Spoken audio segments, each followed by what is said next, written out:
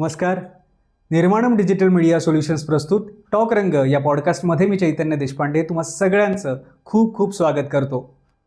तुम्हाला कल्पनाच आहे की आपल्या टॉक रंग पॉडकास्टवरती वेगवेगळ्या विषयांवरचे तज्ज्ञ नेहमीच येत असतात.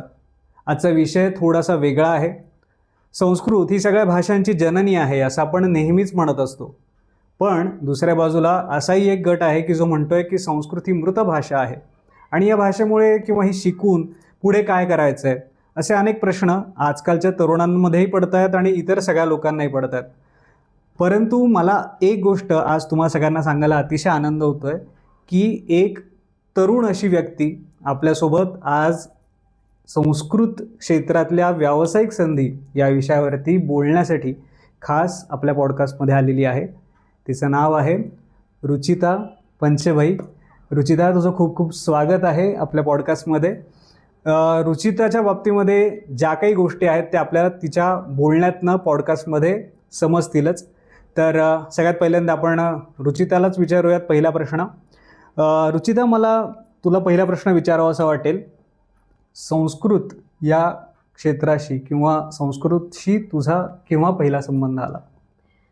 खरं तर संस्कृतशी कोणत्याही मुलांचा जेव्हा संबंध येतो तेव्हाच माझा आला. इयत्ता 8वी सुभाषित माला, देवाः देवौ देवाः प्रथमा, असाच संबंध होता. फार काही वेगळा संबंध नव्हता.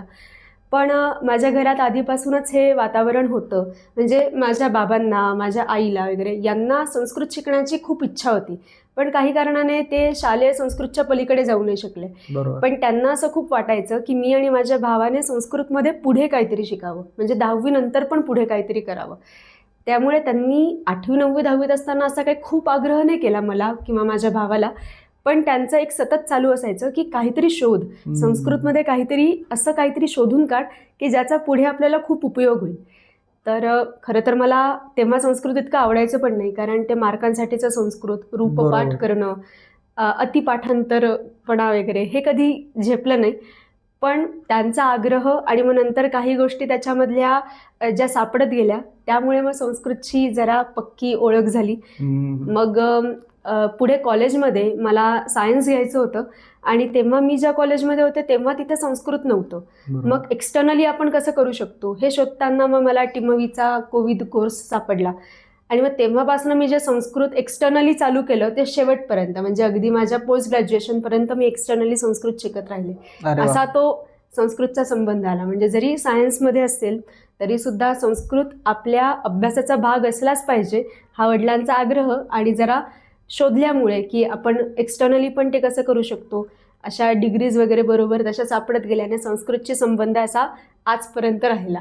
वा, म्हणजे आणि तुझं सायन्सचा तू उल्लेख केलास बोलताना, तर सायन्स घेऊन आधी काय म्हणजे ग्रॅज्युएशन झालंय, पोस्ट ग्रॅज्युएशन तुझं? हां, म्हणजे माझं 11वी 12वी सायन्स, नंतर BSc आणि MSc मायक्रोबायोलॉजी असं झालं. अरे बापरे, म्हणजे सायन्स आणि संस्कृत असा एक सोबत प्रवास केला असतो दोन्हींचा.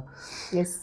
आणि मग तुला ही जेव्हा जाणीव झाली की बा आपल्याला आता MSc पण झालं, मग त्यानंतर तू वेगळ्या जॉबच्या संधी तुला त्यावेळेला साधारणपणे उपलब्ध असतीलच, पण तिकडे न जाता की आपण संस्कृतमध्येच काहीतरी करायचंय, हे कधी आणि कसं ठरवलंस? म्हणजे खरं तर मी MSc करत असताना मला तेव्हाच, म्हणजे कारण मी BSc आणि BA असं सोबत केलं होतं. बरोबर. एक एक्सटर्नल आणि एक रेग्युलर डिग्री. पण MScला मला तसं नाही करता आलं, कारण आमच्या सगळ्या प्रोफेसर्सने बसवून मला सांगितलं होतं की MSc हा वेगळा विषय आहे, आपल्याला फुल टाईम शेड्यूल असतं आणि मायक्रोबायोलॉजी हा सब्जेक्ट असल्यामुळे एक्सपेरिमेंटेशनचा भाग पण खूप मोठा होता. त्यामुळे तेव्हा मला खरं तर MA नाही करता आलं. MA मी लॉकडाऊनमध्ये केलं.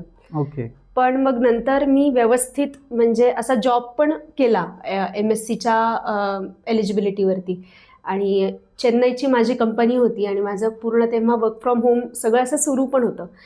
आणि त्याच दरम्यान मी वर्ग सुरू केले होते संस्कृतचे, लहान मुलांचे किंवा MAचे किंवा अशा काही लोकांचे की ज्यांना संस्कृत कधीतरी शिकायचं होतं पण शिकता नाही आलं, तर अशा लोकांना व्याकरण शिकवणं वगैरे हे असं सगळं सुरू केलं.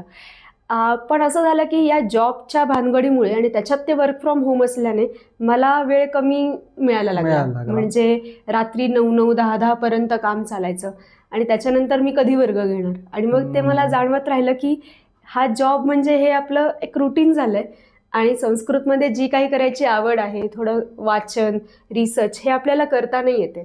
आणि म्हणून मग मी एक दिवस असं खूप हिंमत करून वगैरे घरच्यांना सांगून वगैरे जॉब सोडला. अच्छा. त्याच्याबद्दल खूप कलिग्सच्या किंवा ज्यांना माहिती होतं की माझं बरोबर. MSc मायक्रोबायोलॉजी झालं, या सगळ्यांच्या व्यवस्थित शिव्या पण खाल्ल्या. हा. पण ते सोडलं आणि सगळ्यांना सांगून की मी 1 वर्ष करून बघेन. मला बरोबर. जसं वाटलं की 1 वर्षामध्ये आपल्याला नीट इन्कम पण नाहीये आणि समाधान पण नाहीये, तर मी पुन्हा जॉब करेन. पण बरोबर. आत्ता मी हे करणं महत्त्वाचं आहे, कारण माझ्या हातात आत्ता वय आहे आणि माझ्या हातामध्ये आत्ता टीम पण आहे की जी माझ्यासोबत उभी राहू शकेल जर मी काही नवीन सुरू केलं तर. आणि म्हणून मग मी तो जॉब सोडून एकदाच संस्कृतकडे वळले. पण हा जो टप्पा होता तो कधीचा होता, म्हणजे साधारण किती वर्ष झाले या गोष्टीला? साधारण 3 वर्ष. 3 वर्षापासून 3-3.5 तू पूर्णपणे या गोष्टीमध्ये आहेस? येस. त्याच्या आधी 2 दगडांवर पाय होते. हा, म्हणजे MSc आणि MA. हा, किंवा कामाच्या बाबतीतही तेच की म्हणजे एका बाजूला पूर्ण काम पण चालू होतं आणि एका बाजूला हे संस्कृतसाठीचे वर्ग किंवा ऍक्टिव्हिटीज पण चालू होत्या. पण त्याच्यानंतर मग फुल टाइम इकडेच. अच्छा. आणि या सोबतच तुझ्या घरचं वातावरण कसं होतं की या म्हणजे संस्कृत घेऊन पुढे काहीतरी करिअर करायचं आहे, यासाठी पोषक वातावरण कधीपासून होतं? खरं तर लहानपणापासूनच. म्हणजे आता अगदी माझ्या आजोबांपासून, खरं तर पणजोबांपासून सुरू करायला पाहिजे. आमचं स्वतःचं मंदिर आहे, गोपाळकृष्ण मंदिर, दोंडाईच्या, धुळे जिल्हा. तर मंदिर असल्यामुळे एखाद्या मंदिराच्या घरच्यांच्या घरी जसं वातावरण असतं तसंच सगळं आमच्याकडे होतं. भागवताची परंपरा होती. अरे वा. तर ती सगळी आमच्यापर्यंत आली. म्हणजे आमच्या पिढीमध्ये सुद्धा सगळेजण, म्हणजे मी, माझा भाऊ, माझा चुलत भाऊ, काका, बाबा, अजून चुलत काका वगैरे सगळे मिळून श्रावणामध्ये भागवत पारायण वगैरे करतात.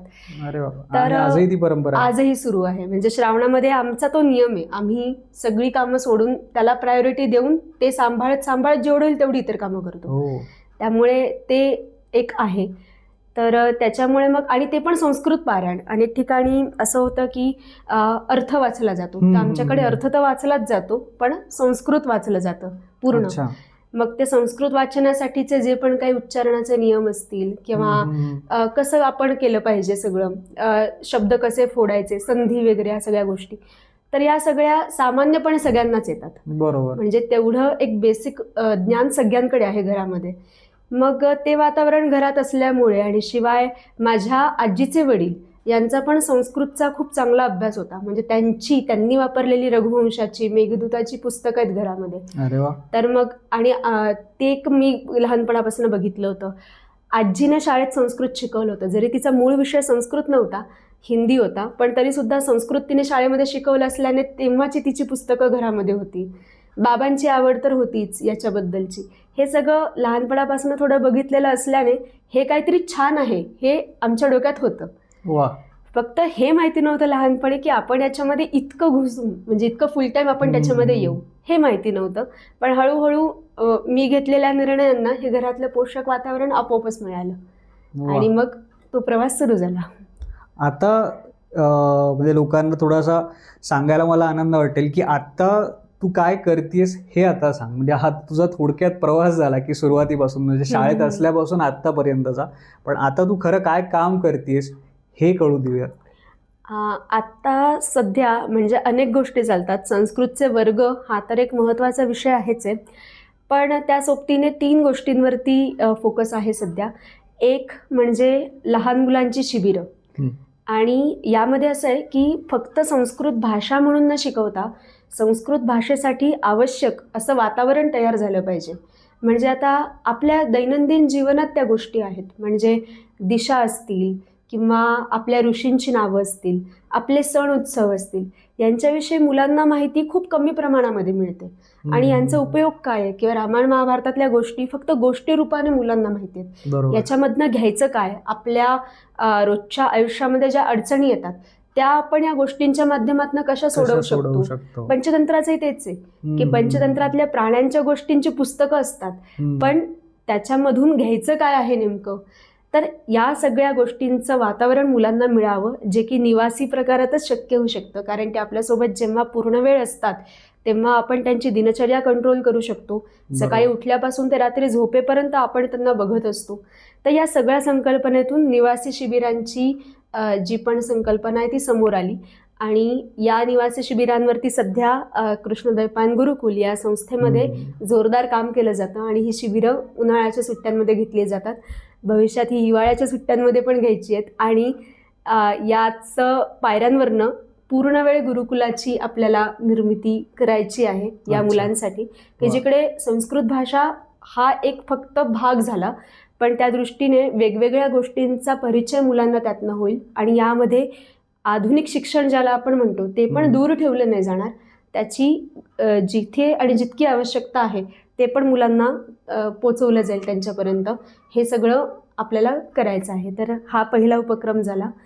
दुसरा महत्त्वाचा उपक्रम म्हणजे एक समीक्षा नावाची स्पर्धा आपण घेतो दरवर्षी. तर समीक्षा म्हणजे काय आहे, तर ही खरं तर शास्त्रार्थावर, म्हणजे आपल्या भारतामध्ये वेगवेगळ्या मुद्द्यांवरती, शास्त्रांमधल्या वेगवेगळ्या आपण म्हणूया संकल्पनांवरती किंवा उद्धरणांवरती चर्चा व्हायच्या. अच्छा. तर या चर्चांचं हे एक आत्ताचं रूप आहे की मुलांसमोर आपण असे विषय ठेवतो, खरं तर तेच निवडतात, पण त्याची संकल्पना अशी असते की आत्ताच्या काळात आपल्यासमोर काय अडचणी आहेत. मग आपल्यासमोर म्हणजे आपल्या आयुष्यातल्या असतील किंवा आपल्या ज्या विद्याशाखा आहेत त्याच्यातल्या असतील, त्या कुठल्याही एखाद्या कम्युनिटीमधल्या असतील, तर त्या अडचणी ओळखायच्या आणि आपली जी शास्त्र आहेत, पारंपरिक शास्त्र, त्यातनं आपण या अडचणींवरती उपाय कसे सुचवू शकतो अशा धर्तीवरती विषय निवडायचा. आणि त्यावरती 10 मिनिटांचं मौखिक सादरीकरण करायचं. कुठलाही कागद हातात घ्यायचा नाही, प्रेझेंटेशन वगैरे काहीच नाही. तुम्ही फक्त समोर बसायचं श्रोत्यांच्या आणि तुमचा विषय मांडायचा. हे 10 मिनिट, याला आपण पूर्वपक्ष म्हणतो त्याच्यामध्ये, आणि उत्तर पक्षामध्ये मग पुढे जवळजवळ तासभर श्रोत्यांकडनं नुसते त्याच्यावरती प्रश्न येत राहतात. अरे बापरे. आणि याच्यामध्ये असं आहे की मुलं एखादा प्रश्न बाद पण करू शकतात. ते सांगू शकतात की आम्ही या प्रश्नाचं उत्तर देऊ शकत नाही, का मग त्याची विविध कारणं, की तो विषयाला अनुलक्षून नाही आहे किंवा तो त्यांच्या स्कोपमध्ये येत नाही वगैरे वगैरे. पण कारण देऊन मुलं प्रश्नांना उत्तर न देणं हे सुद्धा तिथे स्वीकारू शकतात. अरे बापरे. हे अशा पद्धतीची जरा ती रचना आहे. आणि तू बोलताना कृष्णद्वैपायन गुरुकुल संस्थेचा उल्लेख केलास, त्या संस्थेला साधारणपणे किती वर्ष झाली आहेत आणि तुम्ही त्या माध्यमातून काय काम करताय? त्या संस्थेला आता 8 वर्ष झाली आहेत, म्हणजे आणि मी जॉईन करून साधारणपणे 5-1 वर्ष झालेली आहेत. हीच कामं साधारणपणे या संस्थेकडनं चालतात. आता एक तिसरा राहिला होता याच्यामध्ये मुद्दा, तो म्हणजे एक नाट्यशिबिर नाही, म्हणजे खरं तर नाट्य महोत्सव असतो की संस्कृत भाषा आणि संस्कृत भाषेतल्या गोष्टी या लोकांपर्यंत अत्यंत इंटरेस्टिंग पद्धतीने पोचाव्या यासाठी नाटकांचं आयोजन केलं जातं नाशिकमध्येच दरवर्षी. आणि बालनाट्य असतील, कॉलेजच्या मुलांची नाटकं असतील, मोठ्यांची नाटकं असतील, ती सगळी त्याच्यामध्ये सादर होतात. असे 3 नाट्य महोत्सव मोठे आतापर्यंत झालेले आहेत नाशिकमध्ये. म्हणजे साधारणपणे आता या सगळ्या कामाच्या तुझा जो काही म्हणजे तू उल्लेख केलास वेगवेगळ्या कामांचा, तो बऱ्यापैकी त्याचा आढावा, काय म्हणता येईल, त्याची रेंज खूपच मोठी आहे, व्हास्ट रेंज आहे या सगळ्या कामाची. मला आणखीन एक त्या अनुषंगाने प्रश्न विचारावा असं वाटेल की फक्त MA किंवा BA हेच संस्कृत आहे की पलीकडे पौरोहित्य करणं या 2च गोष्टी आहेत संस्कृतमध्ये? तसा समज होणं अगदी साहजिक आहे. कारण पटकन होऊन जातं. बऱ्यापैकी मुलं या भाषेकडे पटकन वळत नाहीत. BA झाल्यानंतर आता मला पुढे काय, हा एक मोठा प्रश्न पडतो. मुलांच्या बाबतीमध्ये तर तो जास्त पडतो. मुलींची संख्या संस्कृतसाठी कधी जास्त असते किंवा भाषा शिकण्याकडे एकतर मुलींचा कल जास्त असतो. तर मुलांसाठी आणि मुलींसाठी म्हणून पण BA आणि MA आणि पौरोहित्या व्यतिरिक्त काय करू शकतो हे जरा तू थोडं सांगितलंस तर बरं होईल. येस, तू म्हणालास दादा, ते एकदम करेक्ट आहे की एकतर पौरोहित्य म्हणजे मुलांसाठी आणि मुलींसाठी आणि मुलांसाठी दोघांसाठी बघितलं गेलं तर एक म्हणजे शाळेमध्ये शिक्षक म्हणून नोकरीला लागणं. बरोबर. हे 2 अतिशय कन्व्हेन्शनल मार्ग झाले संस्कृतमधनं पुढे जाण्याचे. पण या व्यतिरिक्त एक अत्यंत खूप सुंदर मार्ग जो आत्ता सध्या उपलब्ध आहे आपल्यासाठी, तो म्हणजे आपण आपल्या धर्तीवरती पूर्णपणे आपल्या ताकदीवर प्रोजेक्ट्स घेऊ शकतो. वेगळे वेगळे प्रोजेक्ट्स, आणि ते सुद्धा वेगळ्या वेगळ्या सेक्टर्समधले, म्हणजे गव्हर्नमेंटल, सेमी गव्हर्नमेंटल आणि प्रायव्हेट. या अच्छा. सगळ्या, आणि मी CSR बद्दल नाही बोलत आहे, म्हणजे जे कंपनीजचे जे असतात ते नाही, पण काही प्रायव्हेट ऑर्गनायझेशन्स आहेत त्या संस्कृतमधल्या रिसर्चला खूप प्रमोट करतात. अच्छा. गव्हर्नमेंटल प्रोजेक्ट सुद्धा आहेत, आणि काही अशा संस्था की ज्या सेमी गव्हर्नमेंटल फॉर्ममध्ये काम करतात, म्हणजे त्यांचा फंड गव्हर्नमेंटकडनं येतो पण त्यांचं काम प्रायव्हेट सेक्टरमध्ये चालतं. अशा प्रकारच्या संस्था किंवा अशा प्रकारचे इंडिव्हिज्युअल्स संस्कृतमधल्या रिसर्चला खूप जास्त म्हणजे प्रमोट करतात, आणि ते सांगतात की तुम्ही करा, तुमच्यासाठी तो जो काही पैसा लागणार आहे तो आम्ही प्रोव्हाइड करू. दुसरं असं की छोटे छोटे स्टार्टअप्स आहेत जे तुम्ही म्हणजे संस्कृत शिकलेली व्यक्ती ते उभारू शकते. आता उदाहरणार्थ जे आपल्याकडेच एक काम चालू आहे, म्हणजे हे कृष्णद्वैपायन गुरुकुलाच्या व्यतिरिक्त चालू आहे, आम्ही आमच्यात चालू केलेलं.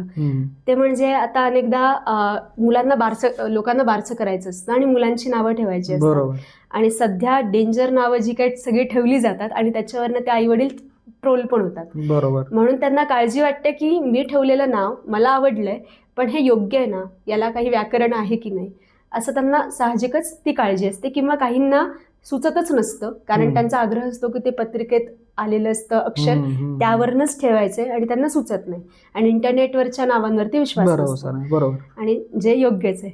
तर मग अशा लोकांना मुलांची नावं सुचवणं आणि व्यवस्थित त्याचा रिपोर्ट जनरेट करणं, त्यांना एक प्रायोरिटी वाईज देणं की तुम्ही मग आपण सगळं विचारायचं त्यांना की तुमच्या म्हणजे आईवडिलांचं नाव काय आहे, आजी आजोबांचं नाव काय आहे, किंवा तुमची काही एखादी आराध्य देवता वगैरे आहे का, तिच्याबद्दल सांगा. असं आपण सगळी माहिती काढायची, एक प्रकारचं आपण सगळी केस स्टडी म्हणतो आपण, तसं सगळं करून घ्यायचं आणि त्यांना व्यवस्थित नावं सुचवायची, त्याचं नीट व्याकरण द्यायचं, आणि कोणत्या कोणत्या ग्रंथांमध्ये किंवा कुठल्या कथेमध्ये किंवा एखाद्या कुठल्या तरी ऐतिहासिक पात्राचं वगैरे ते नाव आहे का, असा व्यवस्थित तो रिपोर्ट जनरेट करून त्यांना द्यायचा, आणि याचे आपण व्यवस्थित पैसे चार्ज करू शकतो. अशी कन्सल्टन्सी सर्व्हिस सुरू आहे ऑलरेडी. कुठे आहे? आणि आपल्याचकडे सुरू आहे. अच्छा, व्हेरी गुड. म्हणजे आणि याच्यामध्ये फक्त मुलांची नावं येत नाही, ब्रँड्सची नावं येतात, कंपनीजची नावं येतात, हॉटेल्सची नावं येतात, किंवा सर्व्हिसेसची नावं येतात वेगळी वेगळी. स्लोगन्स पण त्यांचे टॅगलाईन्स येतात, हे सगळं त्यामध्ये येतं. अच्छा. आणि अशी अनेक नावं आपण आत्तापर्यंत सुचवलेली आहेत, आणि लोक भयंकर खुश असतात, कारण त्यांना त्याचे अर्थ कळतात आणि त्यांना एक आधार मिळतो की मी जे नाव ठेवलेलं आहे ते नाव इथे इतक्या वेळेला येऊन गेलेलं आहे, इतक्या छान छान संदर्भात येऊन गेलेलं आहे. त्या संदर्भासहित व्याकरण दिल्यावरती लोक खूप खुश होतात, आणि आपल्याकडनं एक कॉन्ट्रीब्युशन असं की आपण योग्य नाव पोचवतो. बरोबर. म्हणजे काहीतरी भयंकर नावं आपण तिथे देत नाहीत, असं सगळं तिथे आपल्याला करता येतं. हा एक स्टार्टअप झाला. असे अनेक स्टार्टअप्स आपल्याला संस्कृतमधनं सुरू करता येऊ शकतात. मात्र एक आहे, म्हणजे याच्यात क्रिएटिव्हिटी पाहिजे. असं नाहीये की तुम्ही घरी बसाल आरामात आणि म्हणाल की मला सगळं रेडी पाहिजे, असं नाही होणार. म्हणजे तुम्ही संस्कृत जेव्हा निवडताय ना, तेव्हा तुम्ही दुसऱ्या हाताने क्रिएटिव्हिटी निवडावीच लागते, नाही तर मग तू म्हणालास तसं कन्व्हेन्शनल जॉब्स मध्ये जावं लागेल. कारण एक तर शिक्षक व्हायचंय मला, किंवा मग पौरोहित्यच करायचंय, आणि मग ती एक सरधोपट जी काही लाईन असते ती पकडून जाण्यामध्ये काही मजा नसते. बरोबर. म्हणून बऱ्यापैकी लोक बिचकतात की मग मी संस्कृत घेऊ का, किंवा घेतलं तर माझं पुढे काय भविष्य आहे, किंवा बऱ्यापैकी मुलांनाही घरामधनं घेऊ देत नाहीत संस्कृत हा विषय. मुलींनी घेतला समजा तर उद्या पुढे ठीक आहे बाई, तू काहीतरी वेगळं करू शकतेस त्यामध्ये. मुलींकडे काही अंशी त्या बाबतीतली क्रिएटिव्हिटी सुद्धा असते. मला अजून एक विचारावं असं वाटेल की वेगवेगळे जे काही सेक्टर्स बद्दल तू आत्ता बोललीस, जसं तू आत्ता नावांचं एक स्टार्टअप बद्दल बोललीस, प्रोजेक्ट बद्दल बोललीस, तर हे कुठे आणि कसे आपल्याला करू शकतात, किंवा आपण कसे घेऊ शकतो या गोष्टी? आता स्टार्टअप्स बद्दल सांगायचं असेल तर ती पूर्णपणे आपली स्वतःची पायरी येते. खरं तर आपण सुरू केली व्यवसाय, आपण आपला व्यवसाय तो, म्हणून कुठल्याही एखाद्या व्यवसायाला जशी तयारी करावी लागते तशीच याला पण करावी लागेल. म्हणजे तुम्ही स्वतः काही गोष्टींचे पोर्टफोलिओ तयार करणं, तुमची प्रोफाईल छान बिल्डअप करणं की तुम्ही याच्या आधी हे केलंय, क्लायंट्सचे फीडबॅक मिळवणं, त्याची प्रॉपर ॲडव्हर्टाइजमेंट करणं, या सगळ्या गोष्टी त्यालाही कराव्या लागतील. तर थोडक्यात मार्केट आपल्याला आपलंच उभं करावं लागेल. मार्केटिंग जमलं पाहिजे, आपल्या भाषेचं मार्केटिंग जमलं पाहिजे त्या कंडिशन. आणि कुठल्याही बिझनेसला जसं आपण म्हणतो तसं इथे की लोकांची गरज ओळखा, बरोबर आहे की लोकांना आज संस्कृतची मदत कुठे कुठे लागेल असं आपल्याला वाटतं. तर आता आपण एक सर्वसामान्य विचार केला तर आता मुलांची नावं ठेवायची आहेत किंवा अशा काही गोष्टींची बिझनेसेसची किंवा दुकानांची ब्रँड्सची नावं ठेवायची आहेत तर लोकांना असं वाटतं की काहीतरी असं पौराणिक नाव वगैरे असावं. तर हा लोकांचा ट्रेंड आपण ओळखला पाहिजे. मग आपल्यापेक्षा म्हणजे संस्कृत शिकलेल्या व्यक्ती व्यतिरिक्त कोण चांगलं नाव सुचवू शकतं, आपणच सुचवू शकतो. तर मग ते आपण बरोबर ओळखलं. दुसरं असं लगेच आपण लोकांचं ओळखू शकतो की आज अनेक घरांमध्ये म्हणजे कमी झालं असेल पण अनेक घरांमध्ये नियमित रामरक्षा गणपती स्तोत्र वगैरे म्हटलं जातं पण आणि त्याची अर्थाची पुस्तकं पण येतात. पण लोकांना ते पुस्तकी अर्थ समजत नाहीत. मग आपण असं चालू करू शकतो, आपण ही सर्व्हिस चालू करू शकतो की आपले नियमित जे श्लोक आहेत किंवा नियमित जे स्तोत्र आहेत त्यांचे अर्थ आम्ही तुम्हाला समजावतो. असे तर वर्ग एवढे चालतात की बस. आणि जर 100 वर्ग असतील ना तरी पण 101वा वर्ग चालेल, इतकी त्याची आवश्यकता आहे. हे दुसरं काम झालं. तिसरं, आता अनेक लोक असतात की जे रिसर्च करतात, अनेक लोकांच्या PhDs चालू असतात आणि त्यांना कुठल्याही PhDमध्ये एक साधारण असा एक भाग अपेक्षित असतो की त्यांनी त्याचा इतिहास मांडावा त्या संकल्पनेचा. म्हणजे कुठलाही विषय असू दे. आता अगदी उदाहरणार्थ सांगायचं असेल तर एखाद्या नदीवर म्हणजे एखाद्या भूगोलाच्या व्यक्तीची PhD चालू आहे आणि एखाद्या नदीवरती काम चालू आहे तर त्या नदीचं नाव तेच का पडलं, मग त्याचा इतिहास काय, पुराणात त्याचे काय उल्लेख आहेत, वैदिक काळामध्ये वगैरे त्या नदीबद्दल काही माहिती आली का, हा त्यांना अभ्यास लागतोच. पण भूगोलाची व्यक्ती वैदिक काळातल्या इतिहासाचं काय करेल, म्हणजे कसा करेल, आणि तो अभ्यास तो अतिरिक्त वेळ झाला आणि प्रत्येकाचा तो इंटरेस्ट नसतो. मग अशा वेळेला अनेक वेळेला अशी मागणी केली जाते की तुम्ही हा एवढा रिसर्च एवढा संदर्भ आम्हाला काढून द्या. तर संदर्भ पुरवणे हा एक वेगळा स्टार्टअप आहे. आणि त्याच्यासाठी पुन्हा आपण रिपोर्ट जनरेट करायचा, त्यांच्या आवश्यकतेप्रमाणे आपण ते तसे त्या ग्रंथातनं संदर्भ काढून द्यायचे आणि बस त्याचे पैसे घ्यायचे. तू आता जसं वेगवेगळ्या गोष्टींचा उल्लेख करतेस, BA आणि MA ला गेलेले विद्यार्थी आणि त्यांची कशा पद्धतीची तयारी असणं अपेक्षित आहे या स्टार्टअप सुरू करण्यासाठी, त्यांची बेसिक तयारी अगोदरची, आणि त्यांची मानसिकता कशा पद्धतीची असणं अपेक्षित आहे असं वाटतं तुला? संस्कृतच्या व्यक्तीची मानसिकता 2 गोष्टींसाठी तयार असली पाहिजे आज असं मला वाटतं. एक म्हणजे तुम्ही फक्त संस्कृत शिकू नका, म्हणजे तुम्ही काहीतरी असं शिका की जे तुम्हाला मार्केटमध्ये उभं राहायला मदत करेल. मग तुम्ही आयदर काहीतरी असे व्हिडिओ एडिटिंग तसे स्किल्स शिका, मार्केटिंगचे स्किल्स शिका, संस्कृतसोबत अजून एखादी भाषा शिका. जर का तुमचा ह्युमॅनिटीज अँड लँग्वेजेसमध्येच जर इंटरेस्ट असेल तर तुम्ही टेक्निकल स्किल काहीतरी मिळवा. त्याचा तुम्हाला ना संस्कृतमधल्या गोष्टी विकायला उपयोग होईल. तुम्ही फक्त संस्कृत शिकलात ना तर तुम्ही बिझनेस नाही करू शकणार. तर बिझनेस माइंड डेव्हलप करण्यासाठी जे जेही आवश्यक आहे ना ते संस्कृतच्या व्यक्तीने शिकलं पाहिजे. एक हे की मी अजून काय शिकू शकतो संस्कृत व्यतिरिक्त, हे संस्कृतच्या मुलाने अगदी फर्स्ट इयर पासूनच शोधलं पाहिजे. आणि दुसरं असं की प्रचंड अभ्यास पाहिजे आणि तुमच्या सिलेबसच्या व्यतिरिक्त अभ्यास पाहिजे. एक साधी ॲक्टिव्हिटी संस्कृतची मुलं करू शकतात की आपल्याला आपण जेव्हा फर्स्ट इयरला सेकंड इयरला असतो तेव्हा आपल्याला एखाद्या ग्रंथामधला एखादा भाग असतो. असा प्रयत्न करा की ज्या ग्रंथातला तो भाग आहे ना तो ग्रंथ मी अख्खा वाचून काढेन.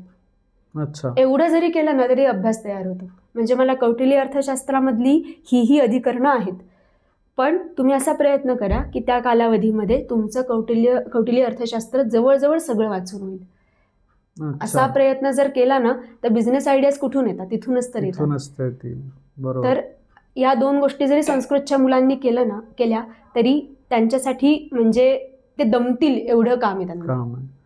तो रिलेव्हन्स शोधता आला पाहिजे आणि मार्केटची गरज या 2 गोष्टींमध्ये काय म्हणता येईल थोडेसे डोळे उघडे ठेवून त्याची प्रासंगिकता ओळखली पाहिजे आणि मग पुढे जाता येईल. आणि अकॅडमिक्समध्ये तेच तर ओरडून सांगतात ना लोक की तुम्ही प्रॉब्लेम सॉल्व्हिंग अप्रोच ठेवा.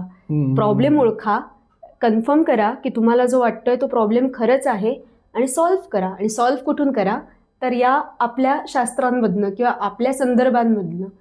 तर आपल्याला बरोबर ती दुखरीनस ओळखू आली ना की कुठे अडतंय, कुठे गडबड होतीये, तिथे आपण आपल्या गोष्टींचे सोल्युशन्स द्यायचे आणि असं आपण बरोबर तिथे चित्र निर्माण करायचं की हे सोल्युशन तुम्हाला इथूनच मिळणार आहे की तुमचा बिझनेस का उभा नाही राहणार.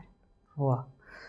लहान मुलांसाठी एक वेगळं मला एक गोष्ट सांग की बिझनेस आपण लहान मुलांच्या अनुषंगाने आपण काय उभं करू शकतो, काय व्यवसाय त्यांच्यासाठी देऊ शकतो. त्यानंतर पुढचा टप्पा कॉलेज एजचा जो आहे तो तरुण मुलांसाठी आपण काय व्यवसाय देऊ शकतो, आणि सर्वसाधारणपणे त्या वरचा जो वर्ग आहे, हे 3 जे समाजातले स्तर आहेत म्हणजे वयानुसार, तर त्या सगळ्यांसाठी आपण काय काय सर्वसाधारणपणे स्टार्टअप देऊ शकतो. म्हणजे त्या लोकांना टार्गेट ठेवून टार्गेट ठेवून म्हणजे कसं होईल की सर्वसाधारणपणे हा पॉडकास्ट बघणारे समजा 3ही वयोगटातली मुलं लोक असतील समजा, तर त्या प्रत्येकाला एक लक्ष देऊ शकेल की हा मी यातनं ही आयडिया मला जनरेट होऊ शकते किंवा मी हे करू शकतो, तर असं काय, आणि किंवा माझ्याकडे हे स्किल आहे तर मी त्याचा वापर करून काय करू शकतो असं. लहान मुलं जिकडे जिकडे आहेत ना तिकडे सगळ्यात मोठा म्हणजे अजूनही आहेत पण सर्वात मोठं मार्केट आहे स्टोरी टेलिंगचं. राईट. म्हणजे स्टोरी टेलिंग ही जी गोष्ट आहे ना ही अमाप पैसा मिळवून देणारी आहे. हा, आणि ती कधीच नाही संपणार. आणि ती लहान मुलांसाठी काय, ती सगळ्यांसाठी आहे खरं तर. बरोबर. तर आणि अशा गोष्टी आता खूप ते पण मार्केट खूप मोठं झालं स्टोरी टेलिंगचं. तर अशा गोष्टी आता लागत आहेत की ज्या याच्या आधी कधीच नाही ऐकल्या. मग याचं भांडार कुठं आहे?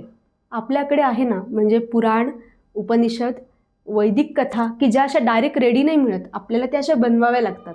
म्हणजे वेदांमध्ये कुठलीच कथा अशी चला आता मी तुम्हाला गोष्ट सांगतो म्हणून चालू नाही होत, पण आपल्याला ती कथा रूपामध्ये कन्वर्ट करावी लागते. तर या अशा कथांचा संग्रह हा तुम्ही प्रॉपर त्याला छान प्रेझेंटेशन आणून, म्हणजे मग तुम्ही त्याचे आयदर ॲनिमेशन्स बनवा, नाहीतर नुसतं लहान मुलांना जसं ऐकवलं जातं छान रेकॉर्ड केलं जातं कुठल्या तरी छान आवाजामध्ये, ऑडिओ स्वरूपामध्ये, तसं ऐकवा. आणि त्या कथा खरंच अशा आहेत ना की त्या मुलांनी ऐकलेल्या नसतात. आणि प्लस थोडासा त्याच्यामध्ये भारतीय विचार ठेवायचा की एखाद्या कथेमधनं तुम्ही काय शिकलात, तुम्ही कुठे उपयोग कराल याचा. याचं एक उदाहरण द्यायला आवडेल, म्हणजे ते वैदिक कथेचं नाही आहे पण ते याचं आहे, रामायणातलं आहे. ओके. आता रामायणामध्ये खरं तर आपल्याला सगळ्यांना स्टोरी लाईन माहिती आहे, पण आम्ही जेव्हा आमच्याकडच्या मुलांना, वर्गातल्या मुलांना या गोष्टी सांगतो तेव्हा रामाच्या वनवासाची कथा सांगणं सुरू होतं की कैकेयीने कसं रामाला वनात पाठवलं, राम तयार झाला लगेच, रामाने अजिबात तिला विचारलं नाही की का मला वनात पाठवते वगैरे, हे सगळं सांगून झालं.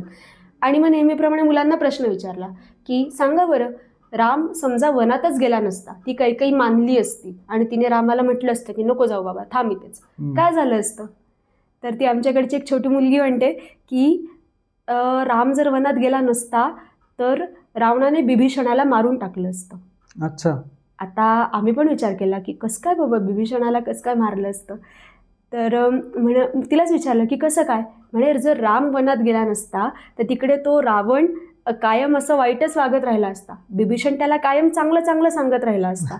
एक दिवस रावण वैतागला असता आणि त्याने बिभीषणाला मारलं असतं. तर ती मुलं एवढा विचार करतात. बरोबर. फक्त आपण गोष्टीत ना त्यांना ते वन लाईन हे सांगतो फक्त शेवटी की तात्पर्य याच्यातनं तुम्ही काय शिकलात, पण यांची तात्पर्य विस्तृत आहेत मुलांची. तर या अशा पद्धतीने जर का मुलांना गोष्टी सांगितल्या उपनिषदामधल्या, पुराणामधल्या, वैदिक वगैरे, तर स्टोरी टेलिंग हे माध्यम तुम्हाला खूप श्रीमंत करू शकतं. आणि श्रीमंत दोन्ही प्रकारे, विचारांनी पण आणि आर्थिक पण. बरोबर. दुसरा स्तर आता कॉलेजची मुलं. कॉलेजच्या मुलांसमोर आजचा सगळ्यात मोठा प्रश्न आहे, म्हणजे कुठल्याही मुलाला विचारा, तो म्हणेल की आम्हाला एक विषय आलाय त्याचं काय करू मला कळत नाही, तो म्हणजे ICASE, इंडियन नॉलेज सिस्टम. आणि हा विषय सगळ्यांना आलाय, म्हणजे arts, commerce, science, computer science, त्याच्यानंतर टेक्निकल ब्रांचेस सगळ्या, बायोटेक सारख्या, इंजिनिअरिंग, मेडिकल, सगळ्यांना आलेलं आहे. आणि सर्वांना त्याचा परिचय नसतो. तर मग त्यांना नाही कळत की या विषयाचा अभ्यास कसा करायचा आहे. आणि ICASE काय आहे तर पूर्णपणे प्राचीन भारतीय शास्त्रांचा परिचय आहे. मग हा परिचय संस्कृत किंवा इतिहास हे विषय शिकलेल्या व्यतिरिक्त व्यक्तीच्या व्यतिरिक्त कोण चांगला देऊ शकतं पुन्हा एकदा. तर त्या फक्त तिथे इंटरडिसिप्लिनरी अप्रोच पाहिजे. म्हणजे एखादी बॉटनीची व्यक्ती आहे आणि तिला ICASE शिकवायचं आहे, तर तुम्ही पार अगदी वेदांच्या परिचयापासून सुरुवात करू नका.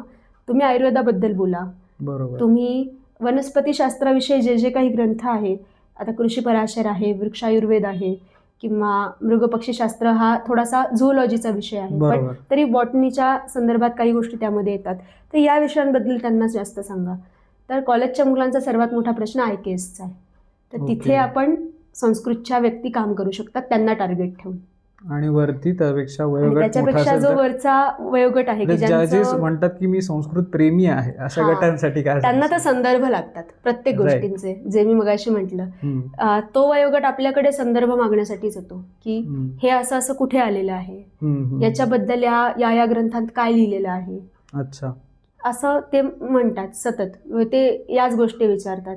किंवा रिसर्चर्स असतात त्याच्यामध्ये काही अनेक जण, तर ते किंवा या लोकांना उच्चारणाच्या बाबतीमध्ये बरोबर. असिस्टन्स लागतो हम्म, की कधी आता 5-5 प्रकारचे आपल्याकडे अनुस्वार आहेत, कुठला अनुस्वार कधी कधी यूज वापरायचा, करायचा? बरोबर. तर यामध्ये या लोकांना मदत लागते जे संस्कृत प्रेमी आहेत हम्म, अशांना. हम्म, हम्म. आणि बस मग त्यांचे आणि त्या प्रश्न ठिकाणी सोडवले. कसा आपण व्यवसाय निर्माण करू शकतो? आता त्या बाबतीत त्या लोकांच्या बाबतीमध्ये आपण एकतर संदर्भ पुरवणे हा एक व्यवसाय चांगला तिथे उभा राहतो. आणि जो राहिलेला पण आहे, आपण ती कन्सल्टन्सीच देतो, सो आपण ती बरोबर. करू शकतो चार्ज. त्यानंतर काही संज्ञांचे अर्थ समजावणे हा एक वेगळा प्रकार असतो की त्यांना नसतं माहिती, आपण त्या संज्ञा नेहमी वापरतो आपल्याकडे. आता उदाहरणार्थ गोत्र, आपल्याला सगळ्यांना माहिती आहे की आपलं काहीतरी गोत्र आहे, पण बरोबर. गोत्र नेमकं काय, गोत्र आणि प्रवर याच्यात काय फरक आहे, हे त्यांना विचारायचं असतं. म्हणजे आपल्या स्वतःबद्दल आणि आपल्या संस्कृतीबद्दल तुम्हाला काही प्रश्न असतील तर विचारा आणि ते प्रश्न सबमिट करा.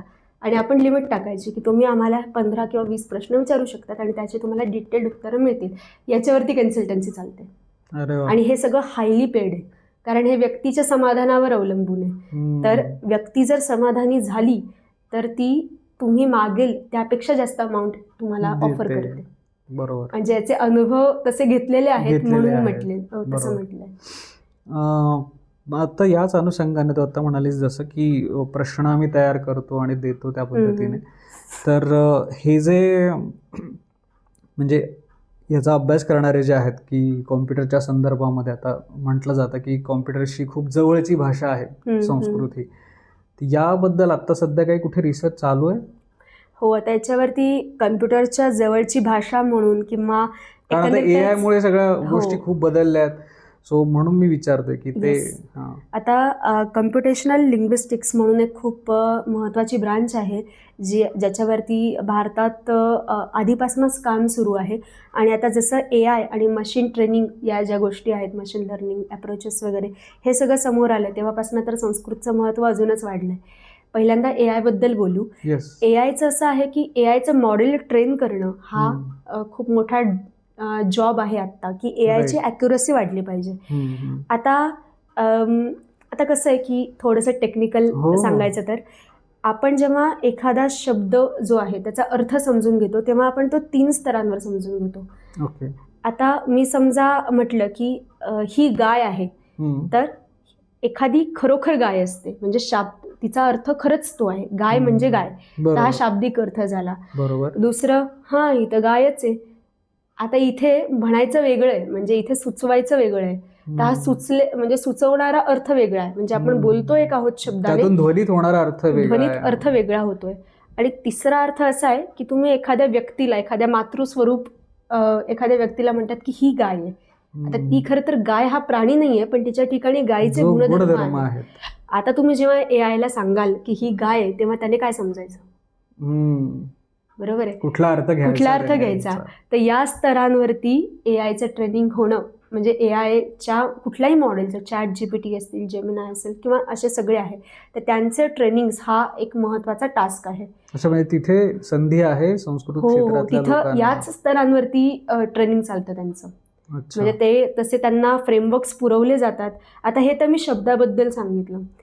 लॉजिक, न्यायातल्या गोष्टी सगळ्या, की तुम्ही याच्यामध्ये डाऊट जो क्रिएट होतो तो कसं काय तुम्ही मिनिमल करू शकतात, मिनिमल लेवलला तो कसा आणू शकतात, यावरती AIचं ट्रेनिंग चालतं. ते सगळे ती सूत्र त्याला ॲक्च्युली शिकवली जातात, की तुला समजा जर का एखाद्या गोष्टीवरती रिस्पॉन्स द्यायचा आहे, तर तू ॲनालाइज कसं केलं पाहिजे, तुला जो प्रॉम्प्ट मिळतोय तो ॲनालाइज कसा करायला हवा. तर याच्यासाठीचे जे पण काही स्टँडर्डायझेशन्स आहेत तर ते इकडूनच दिले जातात त्याला. आणि याच्यावरती प्रचंड प्रमाणामध्ये रिसर्च चालतो.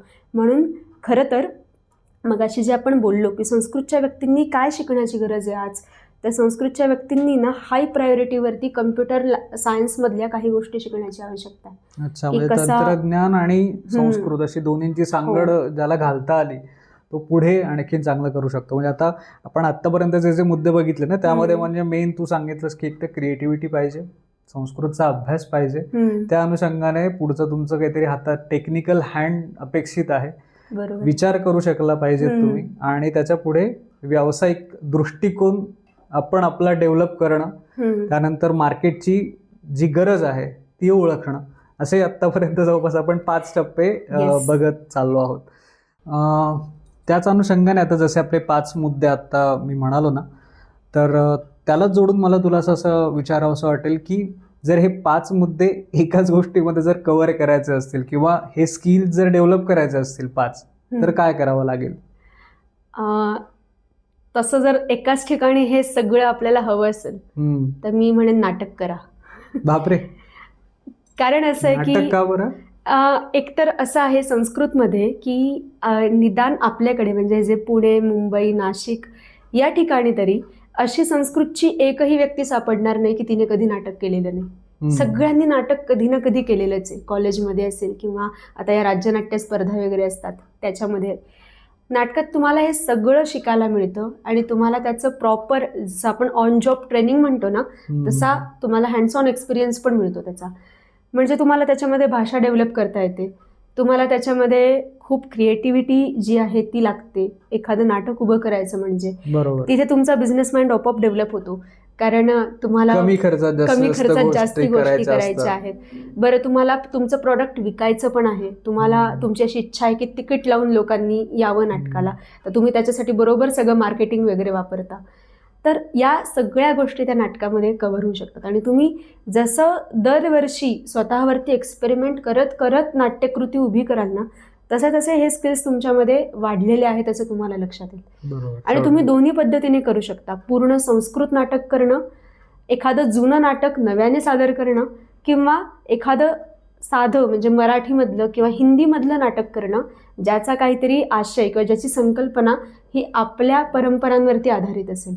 अशा कुठल्याही प्रकारातलं नाटक तुम्हाला या सगळ्या गोष्टींचा एक असं म्हणजे रेडी सेट करून देईल, एक पॅकेज तयार करून देईल माझ्यासाठी. आणि लकीली ही गोष्ट चांगली होऊ शकते. तू आता म्हणताना म्हणजे बोलताना लक्षात आलं माझ्या की जेव्हा तुम्ही ही गोष्ट शिकता कॉलेजमध्ये असताना, म्हणजे BA करताय, MA करताय, तर त्याच वेळेला तुम्ही एक संघटन कौशल्य म्हणा किंवा या छोट्या छोट्या गोष्टी की कमी बजेटमध्ये या सगळ्या गोष्टी शिकायच्या आहेत, करायच्या आहेत.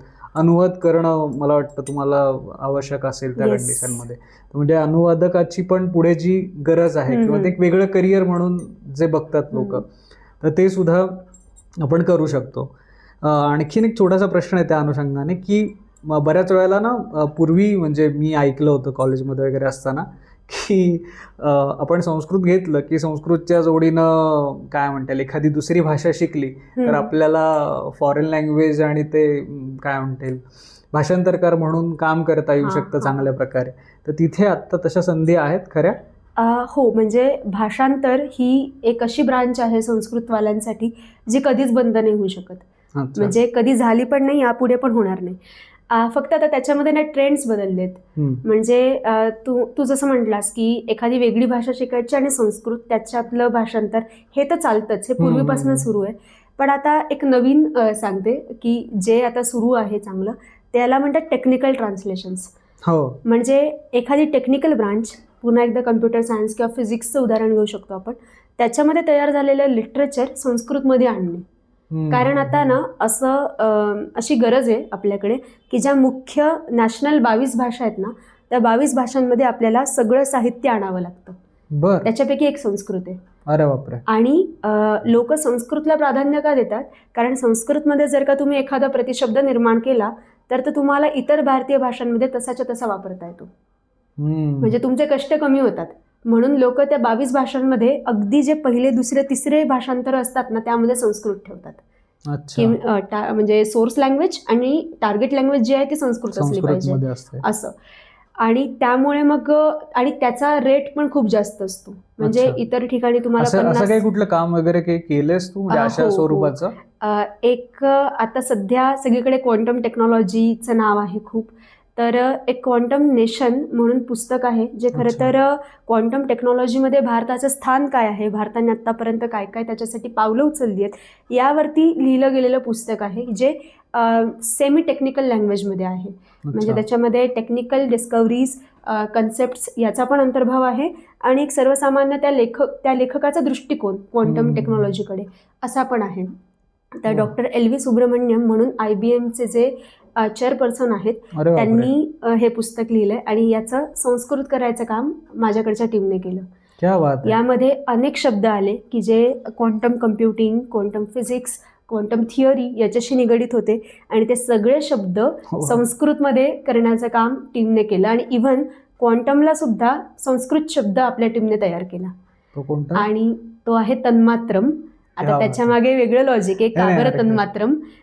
त्याच्यावरती वेगळा चॅप्टर लिहावा लागला आम्हाला की जो अरे बापरे. मुळात नव्हता. म्हणजे ट्रान्सलेशनचा अप्रोच काय असला पाहिजे, संस्कृतमध्ये शब्द निर्माणाची प्रक्रिया काय आहे, वा. आपण जेव्हा एखादा शब्द उच्चारतो किंवा एखाद्या गोष्टीला एखादं नाव देतो त्याच्या वा. मागे पूर्ण लॉजिक काय असतं हे सगळं स्पष्ट करणारा एक वेगळा चॅप्टर, रादर 3 चॅप्टर्स आम्हाला त्याच्यासाठी इंग्लिशमध्ये लिहावे लागले, ज्या ते त्या पुस्तकामध्ये ॲड होतील आणि लवकरच त्या पुस्तकाचं प्रकाशन आता होईल. वा, अभिनंदन.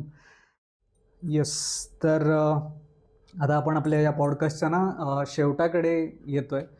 मला तुला असं एक तुझ्या एकंदरीत पूर्ण बोलण्यातनं खूप जास्त माहिती मिळाल्यासारखं वाटतं आणि मला असं वाटतं की तुझे या सगळ्यानंतरचे फ्युचर प्लॅन्स काय?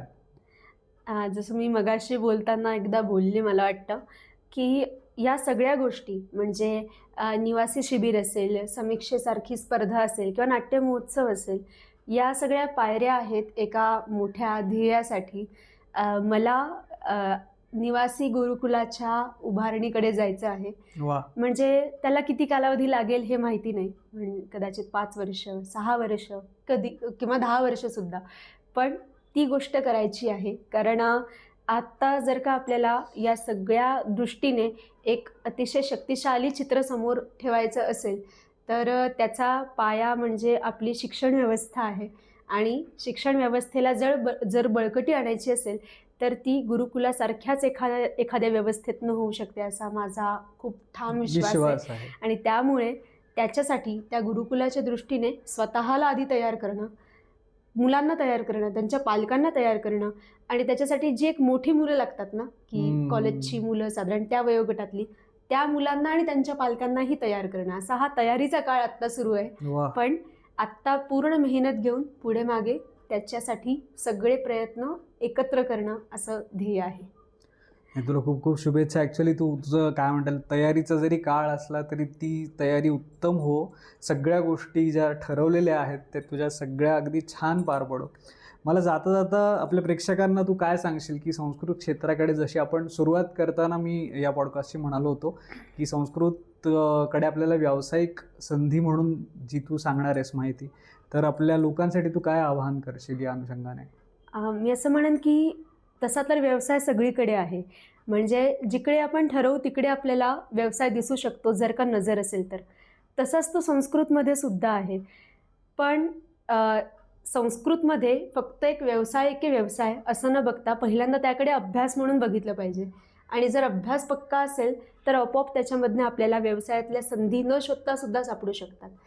दुसरं असं की पुन्हा एकदा संस्कृतमधनं प्रत्येकजण व्यवसाय नाही करू शकत, पण संस्कृत प्रत्येकाला काहीतरी वेगळी गोष्ट नक्की देऊ शकतं. म्हणजे कोणासाठी अभ्यास, तर कोणासाठी एक त्यांच्या दैनंदिन आयुष्यातला एक अविभाज्य भाग, कोणासाठी कला, तर कोणासाठी फक्त असं म्हणूया की पुढच्या पिढीला म्हणजे आपली मुलं असतील किंवा नातवंड असतील यांच्यापर्यंत काही गोष्टी पोचवण्याचं माध्यम.